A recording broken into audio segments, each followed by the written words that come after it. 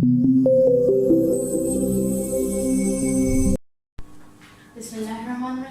वालेकुम फ्रेंड्स। आज का हमारा टॉपिक है जर्नल। और जर्नल में हमें क्या करना होगा, हमें अपनी transactions primary books of account से ट्रांसफ़र करनी होगी जर्नल में।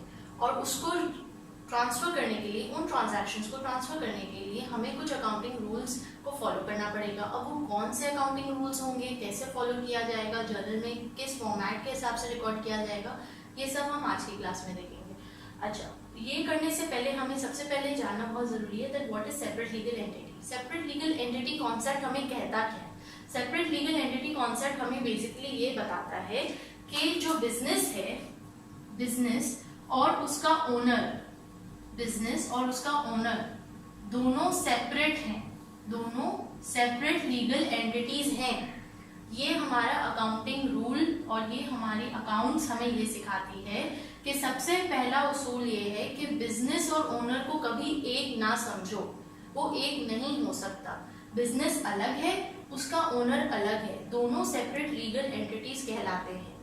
यानी कि हम अकाउंट्स को करते हुए, यानी ट्रांजैक्शंस को रिकॉर्ड करते हुए, हम किसके पर्सपेक्टिव से रिकॉर्ड कर रहे हैं ट्रांजैक्शंस? हम बिजनेस के पर्सपेक्टिव से रिकॉर्ड कर रहे हैं तमाम ट्रांजैक्शंस। और कौन सी बुक्स में कर रहे हैं, किसकी बुक्स में कर रहे हैं? हम बिजनेस की बुक्स में कर रहे हैं। बिजनेस की बुक्स में हम बिजनेस के पॉइंट ऑफ व्यू से अकाउंट्स कर रहे हैं या उसकी ट्रांजैक्शंस को रिकॉर्ड कर रहे हैं, डील कर रहे हैं। तो पॉइंट ऑफ व्यू किसका फॉलो होगा? बिजनेस का। ये हमेशा याद रखना कि कोई भी ट्रांजैक्शन हमने अगर रिकॉर्ड करनी है, फॉर एग्जाम्पल सेल, मैंने ये डस्टर सेल की है ₹50 में, तो ये किसने सेल किया है? ओनर ने या बिजनेस ने? बिजनेस ने सेल किया है एक डस्टर ₹50 का, तो मैं उसकी किताब में, उसके बुक्स ऑफ अकाउंट्स में ये ट्रांजैक्शन रिकॉर्ड करूंगी। ठीक है, तो ये हमेशा याद रखना है कि बिजनेस और ओनर कभी भी एक नहीं है, दोनों सेपरेट लीगल एंटिटीज हैं। क्लियर? नेक्स्ट, अब इसके बाद हमें जानना जरूरी है कि हमारे बिजनेस में एलिमेंट्स कितने हैं। हमारे बिजनेस में इन टोटल 5 एलिमेंट्स हैं। चाहे कोई भी बिजनेस हो, हर बिजनेस में 5 एलिमेंट होते हैं। Number 1 assets, number 2 liability, number 3 capital, number 4 expenses and losses, number 5 income and gains, alright। तो ये 5 एलिमेंट्स होते हैं हर बिजनेस के। हर बिजनेस के कितने एलिमेंट्स होते हैं? 5 एलिमेंट्स। यानी जितनी भी ट्रांजैक्शंस एक बिजनेस कर रहा होता है अपने डे टू डे लाइफ में या अपने पूरी जिंदगी में, वो जितनी भी ट्रांजैक्शंस करता है, वो तमाम ट्रांजैक्शंस को हम इन 5 कैटेगरीज में डिवाइड कर सकते हैं। और हमें उन तमाम ट्रांजैक्शंस को इजीली कैटेगराइज करने के लिए समझना होगा कि एसेट किसे कहते हैं, लायबिलिटी किसे कहते हैं, capital, expenses and losses, incomes and gains. ये चीजों को मैंने फर्स्ट लेक्चर में समझाया था। एसेट क्या है, liability, capital, expense and losses and income. तो अगर आपको उसके बारे में जानना है, आप मेरी फर्स्ट वीडियो को जाके देख सकते हैं। Next, assets, liabilities, capital, expense and losses and incomes and gains, ये 5 ऐसे एलिमेंट्स हैं जो हर बिजनेस में पाए जाते हैं। यानी एक बिजनेस का निचोड़ कह लें या पूरे बिजनेस का, तो अगर हमने सिंपल वर्ड्स में डिफाइन करना है तो ये तमाम ट्रांजैक्शंस इन 5 कैटेगरीज में हम डिवाइड करते हैं। ऑलराइट, अब next, debit credit rule. Debit credit को समझने के लिए हमें ये जानना बहुत जरूरी है कि डेबिट क्रेडिट आखिर क्यों की जाती है, या ये डेबिट और क्रेडिट का मतलब क्या है और इसका मकसद क्या है। तो वो जानने के लिए हमें समझना होगा डबल एंट्री बुक कीपिंग। अब इस डबल एंट्री बुक कीपिंग को क्या कहते हैं? ये डबल एंट्री बुक कीपिंग कहती है, यानी जिस अकाउंटिंग रूल को हम फॉलो करेंगे और हम उसके हिसाब से जर्नल बनाएंगे, अपने ट्रांजैक्शंस को पोस्ट करेंगे, वो कौन से रूल के मुताबिक होगी? डबल एंट्री के मुताबिक होगी। डबल एंट्री बुक कीपिंग उसको कहा जाता है। डबल एंट्री बुक कीपिंग का मतलब ये है कि फॉर एग्जाम्पल कोई भी ट्रांजैक्शन होती है, जैसे कि sale of duster at $50, sale की मैंने, अब डस्टर बेचा कितने में, $50 का, $50 का बेचा, तो ये इसमें इस ट्रांजैक्शन के कितने एलिमेंट्स हमें दिख रहे हैं, या इस ट्रांजैक्शन में हमें कितने एलिमेंट्स दिख रहे हैं। नंबर 1 एलिमेंट है डस्टर, कि ये चीज मेरे बिजनेस के पास से चली गई, मैंने बेच दी। और दूसरा एलिमेंट पैसा, कैश, ये कैश मेरे बिजनेस में आ गया, मुझे मिल गया। तो ये 2 एलिमेंट्स आ गए। अब इन 2 एलिमेंट्स को हम कौन सी कैटेगरी में डालेंगे। पहले एलिमेंट डस्टर, डस्टर क्या है, क्या ये एक एसेट है, क्या लायबिलिटी है, क्या कैपिटल है, एक्सपेंस है या इनकम है। डस्टर हमारा एसेट है। किस तरह का एसेट है, करंट एसेट है, ठीक है। और ये कैश क्या है, कैश भी हमारा एसेट है, करंट एसेट है, ठीक है। तो डस्टर और कैश 2 एलिमेंट्स हो गए, और 2 एलिमेंट्स हमने बता दिए कौन कौन से, एसेट, एसेट। दोनों चीजें क्या है हमारी, asset. Double entry book keeping कहती है कि हर ट्रांजैक्शन 2 एलिमेंट्स को इम्पैक्ट करती है, हर ट्रांजैक्शन 2 अकाउंट्स को इम्पैक्ट करती है। अब वो कौन से अकाउंट्स होंगे, एसेट अकाउंट, कैश अकाउंट, ठीक है। Asset account, cash account, cash account भी एसेट के अंदर फॉल करता है और डस्टर भी एसेट के अंदर फॉल करता है। तो यानी एक ट्रांजैक्शन का इम्पैक्ट 2 जगहों पे पड़ेगा, जिसे कहते हैं डबल एंट्री बुक कीपिंग। इस तरह हम और ट्रांजैक्शंस आगे चल के करेंगे तो आपको और भी क्लियर हो जाएगा कि डबल एंट्री बुक कीपिंग का कॉन्सेप्ट क्या है और हर ट्रांजैक्शन कैसे 2 एलिमेंट्स को या 2 अकाउंट्स को अफेक्ट करती है। तो जब एक ट्रांजैक्शन 2 जगहों को अफेक्ट कर रही है उसे कहते हैं double entry bookkeeping. Okay, अब next double entry bookkeeping के बाद हमें डेबिट क्रेडिट के बारे में जानना होगा कि डेबिट क्या है और क्रेडिट क्या है। डेबिट को सिंपली ये समझो कि ये तुम्हारा लेफ्ट हैंड साइड है, और क्रेडिट को सिंपली ये समझो कि ये तुम्हारा राइट हैंड साइड है, ठीक है। अब अकाउंटिंग के कुछ रूल्स होते हैं। जर्नल में आप ट्रांजैक्शन को ऐसे ही इनफॉर्मली नहीं लिख सकते कि हाँ मैंने बेचा 1 item of duster sold at the rate $50। आप इस तरह इनफॉर्मली नहीं लिख सकते। जैसे हमारे घर में हमारी मदर्स इनफॉर्मल रिकॉर्डिंग कर रही होती हैं और रिकॉर्ड कीपिंग कर रही होती हैं, बजट को लेके चल रही होती हैं, खर्चे लिखती हैं, फीस लिखती हैं, जो भी जितने भी खर्चे होते हैं घर के वो सब एक इनफॉर्मल तरीके से नोट डाउन कर रही होती हैं, रिकॉर्ड कर रही होती हैं, ताकि फ्यूचर में वो भूल ना जाए कि किसी मासी को पैसे तो नहीं देने बाकी हैं, किसी दूध वाले के पैसे तो नहीं बाकी हैं, न्यूज़पेपर वाले के, ये ट्यूशन वाले के, फला सारे एक्सपेंसेस हमने पूरे कर दिए हैं, सबको सबकी तनख्वाहें दे दी हैं।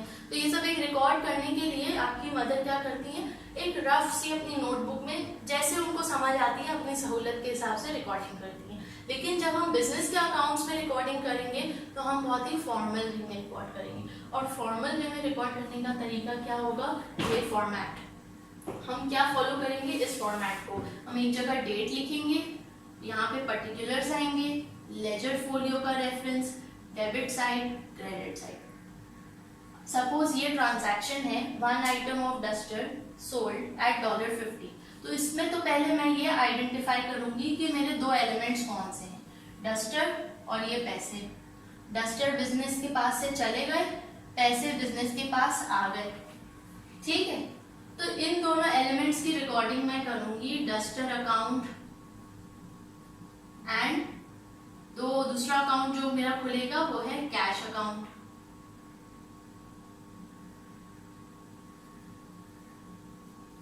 अब मसला यहाँ पे ये आ रहा है कि हमें पता कैसे चलेगा कि मैं कैश अकाउंट $50 डेबिट में लिखूं कि क्रेडिट में लिखूं, और डस्टर अकाउंट डेबिट में जाएगा या क्रेडिट में जाएगा।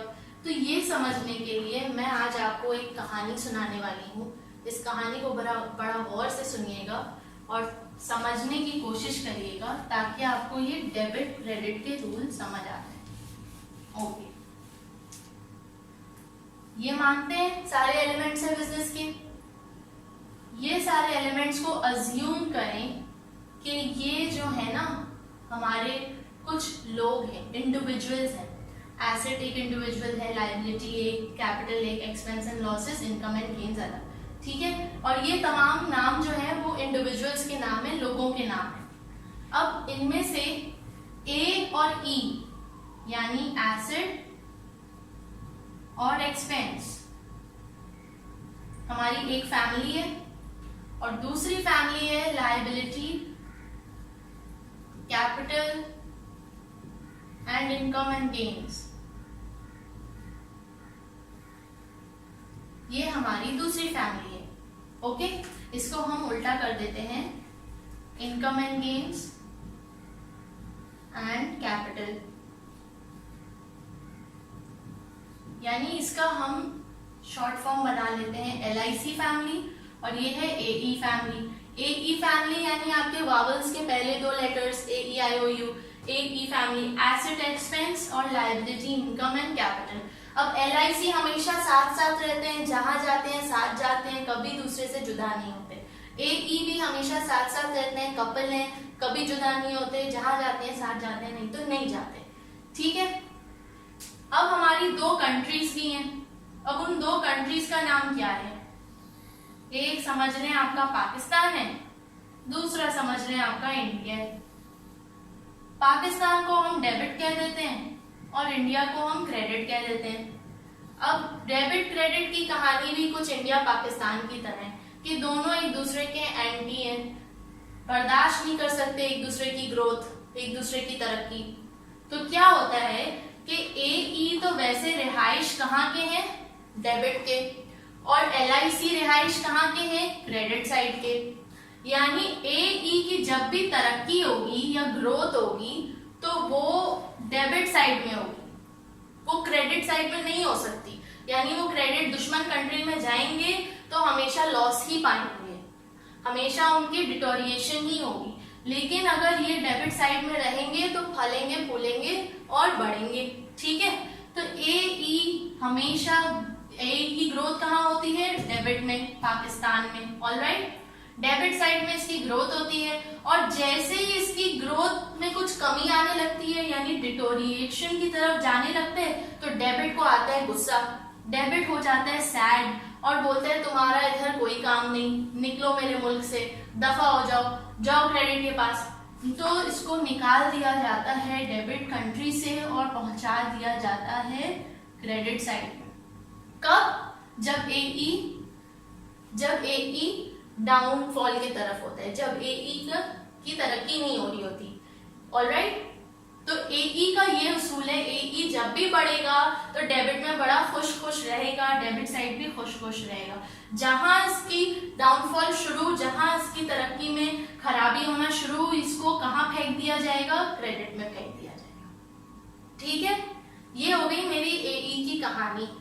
अब कहानी फैमिली नंबर 2 पे आते हैं, LIC भाई, liability, income and gains and capital. ये बड़ा खुशी खुशी रहते हैं, किधर भाई? ये क्रेडिट कंट्री में बड़े खुशी खुशी रहते हैं और यहीं के निवासी हैं और बड़े पेट्रियोटिक हैं, और जब भी इनकी ग्रोथ होती है तो क्रेडिट साइड बड़ा खुश होता है, क्रेडिट भाई बड़ा खुश होता है, कंट्री बड़ी खुश होती है कि हमारे लोग तरक्की कर रहे हैं, वाह वाह क्या ही बात है, इनकी वजह से हम भी तरक्की कर रहे हैं।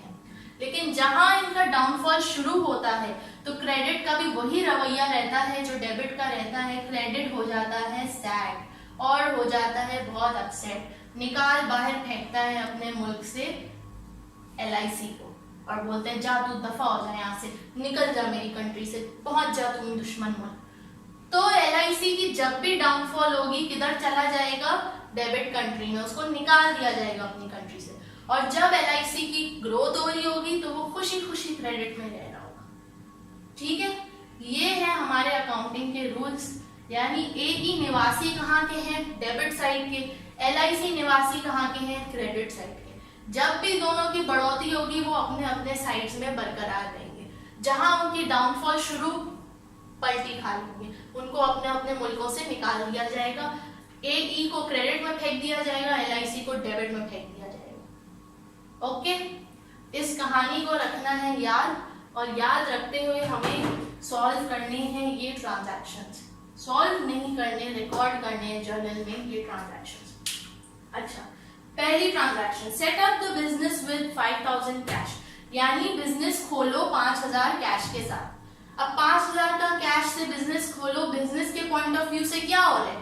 बिजनेस के पॉइंट ऑफ व्यू से क्या हो रहा है, बिजनेस के पॉइंट ऑफ व्यू से पैसे बिजनेस में आ रहे हैं।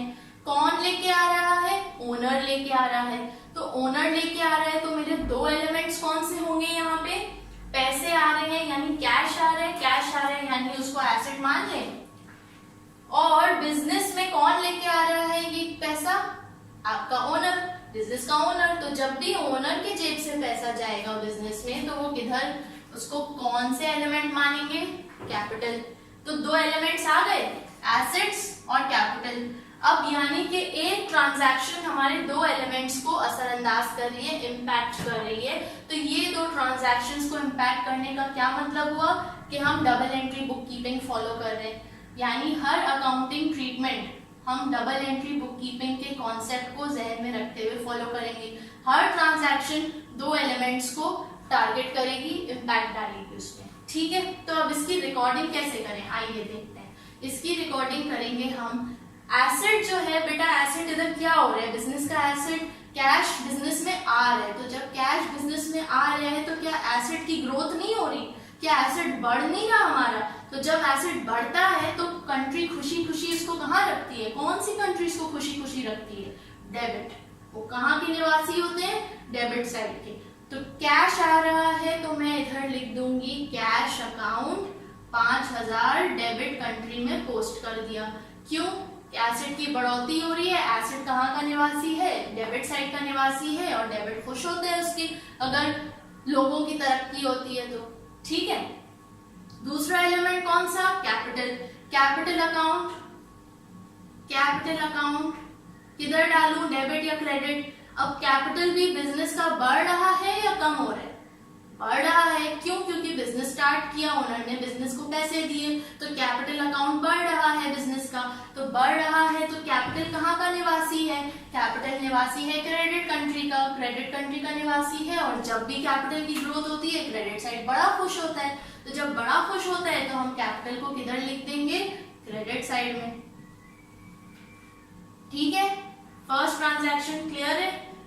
अच्छा, जर्नल बनाने का फॉर्मेट में जो एक चीज शामिल है वो है समरी। इसे कहते हैं समरी कि हमने एक मिनिमम वर्ड्स में यहाँ पे डिस्क्रिप्शन लिख देनी है कि ये ट्रांजैक्शन में चल क्या रहा है। तो मैं डायरेक्ट कॉपी पेस्ट भी कर सकती हूँ अपनी ट्रांजैक्शन को हूबहू। Setting up business with $5000, clear. ये हो गई यहाँ पे मेरी एक जर्नल एंट्री कंप्लीट। इस ट्रांजैक्शन की जर्नल एंट्री कंप्लीट हो गई, राइट। दूसरी ट्रांजैक्शन करते हैं, purchase furniture for $1500 in cash. अब यहाँ पे दो एलिमेंट्स जो अफेक्ट हो रहे हैं वो कौन से हैं, बिजनेस क्या कर रहा है, बिजनेस परचेज कर रहा है फर्नीचर। फर्नीचर क्या है आपका, एसेट है, लायबिलिटी है, कैपिटल है, इनकम गेन्स है या एक्सपेंस है। तो हमें पता चलता है कि फर्नीचर एसेट है। फर्नीचर एसेट हो गया, एसेट लिख दो फॉर $1500 इन कैश। दूसरा एलिमेंट कौन सा आ रहा है, कैश का, 1500 कैश का आ रहा है। तो कैश जो है वो क्या है हमारा, वो भी एसेट है। अब हमें देखना पड़ेगा कि फर्नीचर जो हमने खरीदा है वो क्या बढ़ रहा है या कम हो रहा है, मेरे एसेट को बढ़ा रहा है या कम कर रहा है। ये ट्रांजैक्शन मेरे एसेट को बढ़ा रही है। किसके एसेट को बढ़ा रही है, बिजनेस के एसेट को बढ़ा रही है, ओनर के नहीं, बिजनेस के एसेट को बढ़ा रही है। कितने से, 1500 से। तो जब एसेट की तरक्की होती है, एसेट बढ़ता है तो कौन खुश होता है, डेबिट बड़ा खुश होता है। और डेबिट खुश होता है तो डेबिट बोलते हैं मेरे पास ही रहो, तुम लोग तरक्की करो, खूब खाओ पियो फूलो फलो। तो फर्नीचर अकाउंट, फर्नीचर अकाउंट को मैं किधर डाल दूं, डेबिट साइड में। कितने से, 1500। दूसरी चीज कैश। अब जब तुम कोई भी चीज खरीदते हो तो उसके बदले में पैसे देते हो या नहीं, देते हो। तो बिजनेस जो है, बिजनेस के पास अगर फर्नीचर आ रहा है, एसेट आ रहा है, तो कैश जा भी तो रहा है। कैश जा रहा है तो कैश जब जाता है तो क्या चीज कम कर जाता है, एसेट। क्यों, कैश हमारा एसेट है। तो एसेट जब कम हो जाएगा तो कौन दुखी होगा, जब एसेट में डाउनफॉल आएगी तो कौन दुखी होगा, डेबिट बड़ा ही दुखी होगा। और उसको बिल्कुल ये नामंजूर होगा कि एसेट मेरे पास रहे। वो बोलेगा तू जा, दफा हो जा क्रेडिट के पास। तो यहाँ पे मैं कैश अकाउंट किधर लिख दूं, क्रेडिट साइड में। क्लियर? अच्छा, अब मैं हर जर्नल एंट्री के बाद उसकी समरी नहीं बनाऊंगी, समरी बनाना आपका काम है। It is very easy, you have to do nothing, just copy paste it और explain the transaction in minimum words. Okay, हमारी दूसरी एंट्री हो गई। तीसरी entry, purchase equipment for $2000 cash and table for $800 cash. अब यहाँ पे क्या हो रहा है, परचेज कर रहे हैं इक्विपमेंट, बिजनेस क्या कर रहा है, इक्विपमेंट खरीद रहा है। कितने का खरीद रहा है, 2000 का, 2000 कैश का। और क्या खरीद रहा है, टेबल, कितने का, 800 का कैश पे। तो अब हमें इसमें पहले आइडेंटिफाई करना होगा कि एलिमेंट कौन कौन से इस्तेमाल किए जा रहे हैं। तो पहला एलिमेंट तो है आपका इक्विपमेंट। इक्विपमेंट क्या है, एसेट। दूसरा एलिमेंट है कैश, कैश क्या है, ये भी एसेट। तीसरा एलिमेंट कौन सा है, टेबल, टेबल भी क्या है आपका, एसेट। तो पहली एंट्री हमारी परचेज इक्विपमेंट, इक्विपमेंट आ रहा है, हम खरीद रहे हैं, बिजनेस खरीद रहा है, तो क्या चीज बढ़ा है, एसेट बढ़ा है। एसेट बढ़ाएगा तो कौन खुश होगा, एसेट की तरक्की होगी तो कौन खुश होगा, डेबिट साइड बड़ा खुश होगा। तो हम इसको कहाँ रिकॉर्ड कर लेंगे, डेबिट साइड में। Equipment account $2000। और हमने क्या खरीदा, हमने खरीदा टेबल, कितने का, 800 का। टेबल क्या है, एसेट है, खरीदा तो टेबल आ रहा है, यानी एसेट बढ़ रहा है, एसेट की तरक्की हो रही है, तो कौन खुश हो रहा है, डेबिट। तो डेबिट में डाल दो, टेबल अकाउंट डेबिट, कितने से, 800 से। अब कैश कितना टोटल जा रहा है, कैश कितना जा रहा है, खरीदा ना, फर्नीचर भी खरीदा, टेबल भी खरीदा, इक्विपमेंट भी खरीदा, तो कैश चला गया, कितना गया, 2000 प्लस 800, 2800। तो कौन खुश होगा, कोई भी खुश नहीं होगा। डेबिट तो बिल्कुल ही नाराज होगा, बोलेगा कैश तू दफा हो जा मेरे पास से, चला जा दूसरी कंट्री। तो क्रेडिट साइड में इसको पहुंचा देगा और कैश अकाउंट हम क्रेडिट साइड में लिखते हैं। क्लियर है ये 3 एंट्रीज। अब ये बाकी 2 एंट्रीज भी अभी हम इसको डील कर लेते हैं। मैं यहाँ से इरेज कर देती हूँ इन दोनों को।